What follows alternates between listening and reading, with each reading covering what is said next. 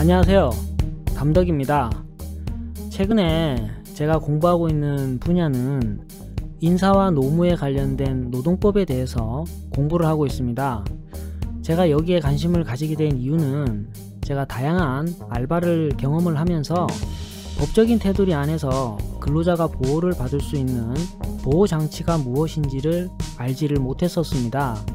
그러다 보니까 기본적인 근로기준법조차도 생소하게 느껴져서 이참에 노동법에 대해서 공부를 하게 되었습니다. 오늘은 근로기준법상 근로자와 사용자의 정의에 대해서 알아보도록 하겠습니다.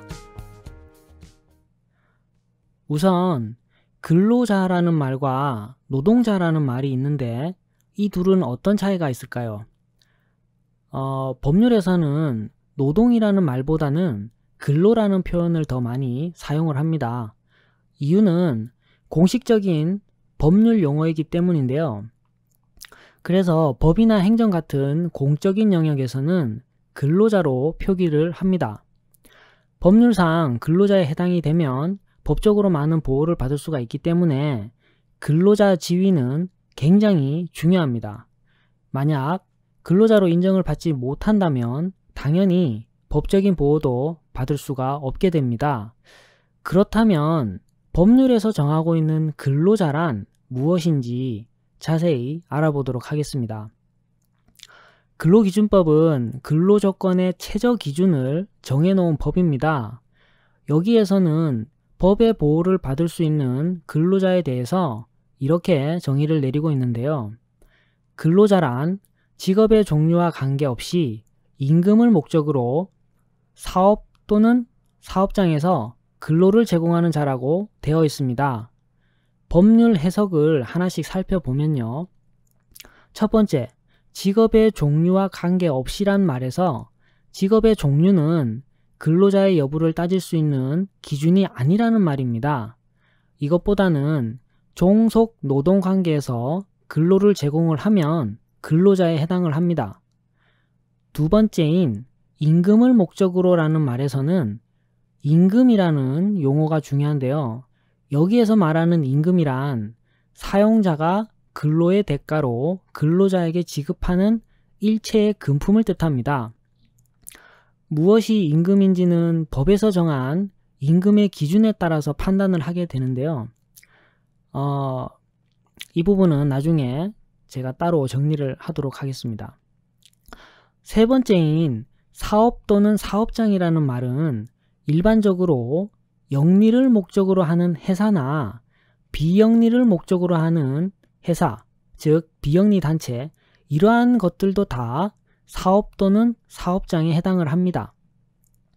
자, 이처럼 근로자에 대한 법률의 목적은 근로자를 보호하기 위한 것이죠. 그래서 근로자가 되면 일단 사용 종속 관계에 놓여지게 됩니다. 여기서 이제 종속이라는 말은 자주성이 없이 주가 되는 것에 딸려 붙음이라고 해석이 되는데, 한마디로 말하면 근로자가 된다는 말은 사용자에게 종속이 된다라는 의미를 가지게 됩니다. 그리고 근로자가 된다는 말에는 사용자와 근로계약을 맺는다는 의미도 포함이 됩니다. 이번에는 사용자에 대해서 알아보겠습니다. 사용자는 말 그대로 근로자를 사용하는 자를 뜻합니다. 법에서는 누가 사용자인지에 대해서 정의를 이렇게 내리고 있는데요.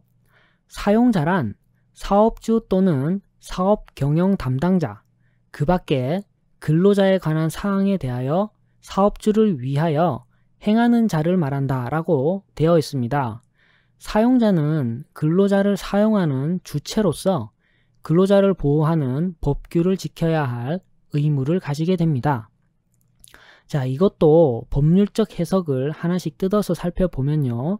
첫째, 사업주란 단순히 사장을 의미하는 것이 아니라 법에 효력이 미치는 대상인 법인을 주체로 인정을 하고 있습니다.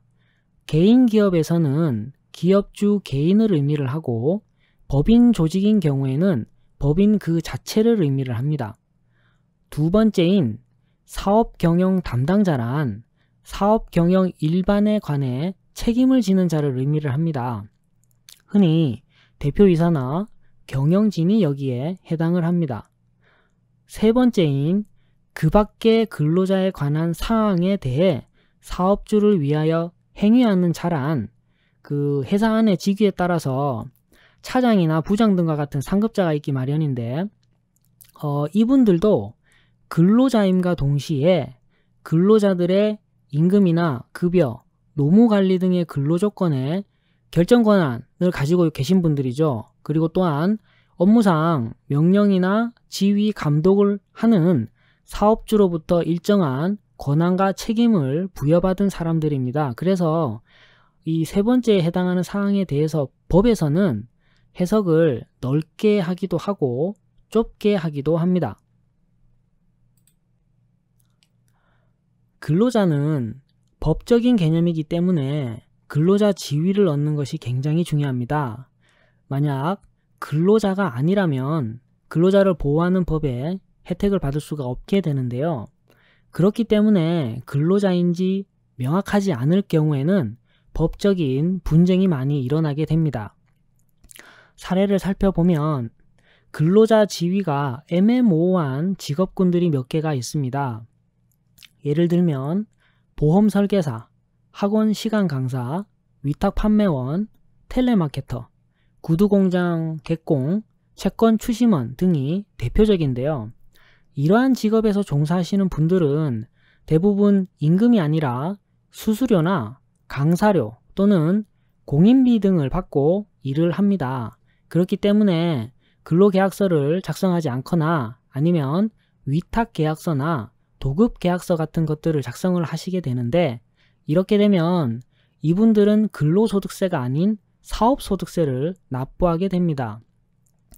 형식은 도급계약이지만 실질적으로는 근로관계이기 때문에 이러한 부분들이 법적으로 근로자 지위를 확인받는 것이 어렵게 되고 이 둘을 구분하는 것이 쉽지 않기 때문에 수년간 법적인 다툼을 하는 사례가 굉장히 많습니다.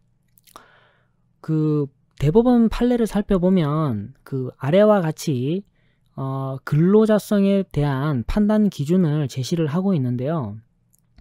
법에서의 근로자 정의는 추상적인 문장으로 되어 있기 때문에 개별적인 경우에 근로자인지 판단하는 기준으로 삼기가 굉장히 어려운 경우가 많습니다. 그래서 노동 분쟁이 일어나게 되면 재판부의 판결문을 참조하거나 아니면 고용노동부의 행정해석 등을 살펴보아야 합니다. 자, 이번에는 근로자가 되면 보호를 받게 되는 근로기준법은 어떤 것들이 있는지 간단히 알아보겠습니다. 상시 근로자 5인 이상 사업장과 5인 미만 사업장에 따라 근로기준법이 적용이 되는 것이 있고 안 되는 것이 있는데 이 부분들도 유심히 살펴보셔야 합니다. 우리가 흔히 알고 있는 주휴수당, 휴업수당, 연장수당, 연차휴가 등은 모두 근로기준법상 근로자에게 마땅히 지급이 되어야 함을 명시하고 있기 때문에 근로자라면 반드시 숙지를 하고 있어야 하겠습니다. 우선 5인 이상 사업장의 경우에는 해고의 제한, 해고의 서면 통지를 사용자들로부터 받을 수가 있어야 하고요. 부당해고 등에서는 구제 신청을 할 수가 있습니다. 그리고 각종 수당 등에 대해서도 사용자 측에서 근로자에게 지급해야 할 의무가 있습니다. 다만 5인 미만 사업장의 경우에는 근로기준법에서 보호를 받지 못하는 것들이 몇 개가 있는데요. 이러한 부분들도 만약에 알바를 하시게 되거나 아니면 취업을 하시게 될 때 잘 챙겨보셔야 할 부분이라고 생각이 듭니다. 상시 근로자 5인 이상이든 아니면 5인 미만 사업장이든 상관없이 모든 사업장에 적용되는 근로기준법은 근로조건의 명시, 해고의 예고, 휴게시간, 주휴일에 대한 사항, 그리고 퇴직금, 이것은 반드시 지급이 되어야 한다고 되어 있습니다.